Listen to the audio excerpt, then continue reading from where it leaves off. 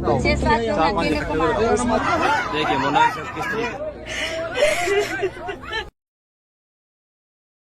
महाकुंभ में माला बेचने आई लड़की, जिसे लोग मोनालिसा के नाम से जानते हैं, अचानक से इंटरनेट पर सेंसेशन बन गई।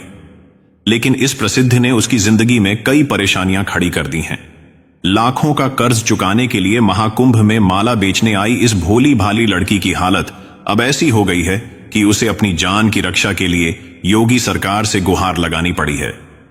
महाकुंभ जैसे पवित्र आयोजन में किसी की जान को खतरा हो सकता है, यह कल्पना करना मुश्किल था, लेकिन मोनालिसा की कहानी ने इसे सच साबित कर दिया। अपनी कजरारी आंखों और मासूमियत भरे चेहरे से लाखों दिलों की धड़कन बन चुकी मोनालिसा अब इसी स्टारडम के कारण डर और धमकियों का सामना कर रही है।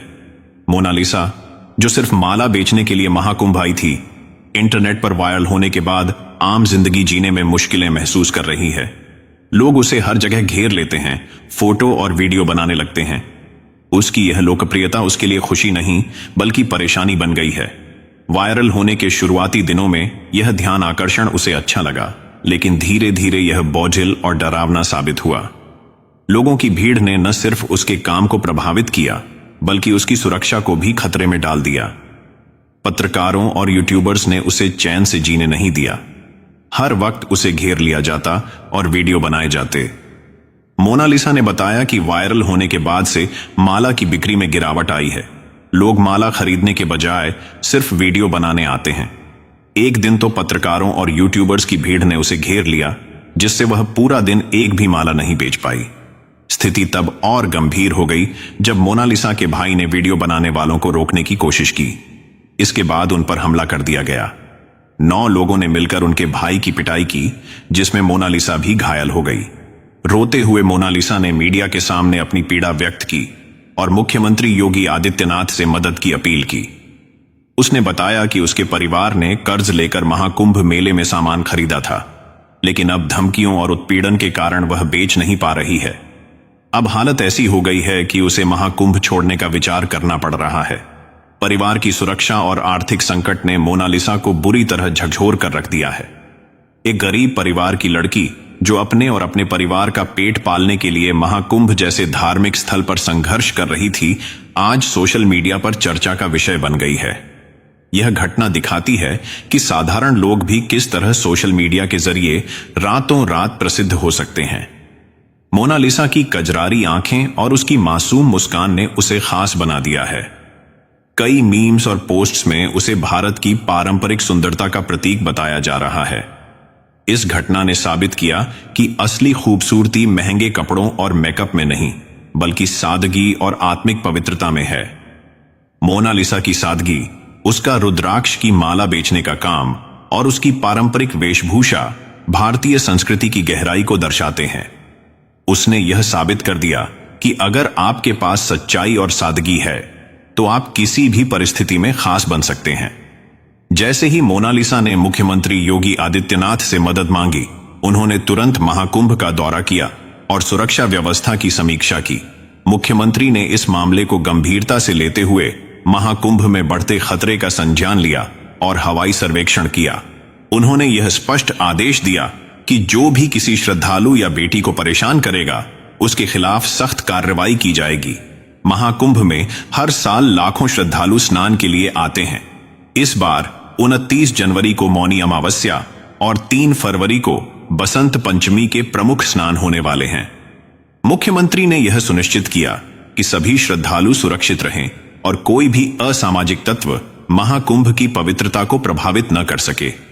उन्होंने महाकुंभ के दोनों प्रमुख स्नान की तैयारियों का गहन निरीक्षण किया और सुरक्षा व्यवस्था को और मजबूत करने का आदेश दिया। मोनालिसा अब समझ गई है कि अपनी सुरक्षा के लिए उसे खुद भी कदम उठाने होंगे। सवाल यह है कि क्या वह महाकुंभ छोड़कर चली जाएगी या यहां से निकलने के बाद भी अपने परिवार की मदद करने की कोशिश करेगी। यह घटना यह सिखाती है कि रातों रात मिली प्रसिद्धि हमेशा सुखद नहीं होती। मोनालिसा की साधारण जिंदगी में आया यह खतरनाक मोड़ उसकी स्थिति को बदल चुका है। मुख्यमंत्री योगी आदित्यनाथ ने प्रयागराज की पवित्र धरती से यह संदेश दिया कि महाकुंभ की शोभा को बनाए रखने के लिए पूरी प्रतिबद्धता के साथ काम किया जाएगा। किसी भी अराजकता फैलाने की कोशिश करने वाले को बख्शा नहीं जाएगा। मोनालिसा अब उम्मीद कर रही है कि मुख्यमंत्री उसकी सुरक्षा सुनिश्चित करेंगे ताकि वह अपने परिवार के लिए अपना काम जारी रख सके। मोनालिसा, जो भगवान शिव की आराधना के लिए आई हजारों श्रद्धालुओं के बीच एक अनजानी श्रद्धालु बनकर आई थी, अब सोशल मीडिया की सुर्खियों में है। लोग अब शिव भक्ति से ज्यादा इस लड़की के बारे में जानने को उत्सुक हैं। उसकी कजरारी आंखें, उसकी सादगी और उसके हाथों में रुद्राक्ष की मालाएं उसे एक नई पहचान दे चुकी हैं। यह लड़की कोई साध्वी नहीं बल्कि संघर्ष की प्रतिमा है। वह न सिर्फ अपनी सुंदरता और तेजस्वी आंखों से जानी जा रही है, बल्कि उसकी समझदारी और शिष्टता ने भी लोगों का दिल जीत लिया है। उसकी कहानी यह साबित करती है कि सादगी और संघर्ष से भी पहचान बनाई जा सकती है। मोनालिसा एक ऐसा चेहरा है जो अपनी मेहनत और संघर्ष से सभी को प्रेरित कर रही है। उसकी कहानी यह दिखाती है कि सादगी और संघर्ष से ही असली पहचान बनाई जा सकती है। लेकिन सवाल यह है कि क्या यह उचित है कि एक धार्मिक स्थल जहां करोड़ों लोग देश विदेश से आस्था की डुबकी लगाने आते हैं, वहां एक साधारण लड़की को केंद्र में रखकर सोशल मीडिया पर वायरल कर दिया जाए। महाकुंभ, जो भक्ति और आस्था का प्रतीक है, वहां कुछ पत्रकारों और यूट्यूबर्स ने इस लड़की को इस तरह से वायरल कर दिया कि लोगों का ध्यान पूजा पाठ से हटकर सिर्फ उस पर टिक गया। महाकुंभ में आने वाले युवा अब मेले में इस लड़की को ढूंढने के लिए पहुंच रहे हैं। लेकिन क्या इस वायरल होने से इस गरीब लड़की को कोई फायदा हुआ? इसका जवाब है नहीं, बल्कि यह प्रसिद्धि उसके लिए एक बड़ी समस्या बन गई है। क्या महाकुंभ जैसे पवित्र स्थल पर इस तरह की घटनाएं होनी चाहिए? यह एक ऐसा सवाल है जो हर किसी को सोचना चाहिए।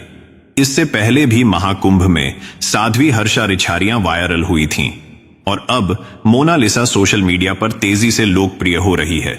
लेकिन क्या इस लोकप्रियता का कोई सार्थक परिणाम है, या यह सिर्फ मोनालिसा की जिंदगी को और मुश्किल बना रही है? क्या मुख्यमंत्री योगी आदित्यनाथ मोनालिसा की मदद करेंगे? क्या उसकी सुरक्षा का पूरा इंतजाम किया जाएगा? ये सवाल अभी बाकी हैं। इस घटना ने यह सिखाया है कि पहचान और स्टारडम के साथ बड़ी चुनौतियां आती हैं। प्रसिद्धि का बोझ हर किसी के लिए नहीं होता। मोनालिसा की कहानी हमें सोचने पर मजबूर करती है कि कभी कभी बिना चाहत के मिली पहचान परेशानी का कारण भी बन सकती है। अगर यह कहानी आपको पसंद आई हो तो कृपया अपनी राय कमेंट में जरूर दें। वीडियो को लाइक करें और हमारे चैनल आध्यात्मिक श्रद्धा को सब्सक्राइब करें। हर हर महादेव।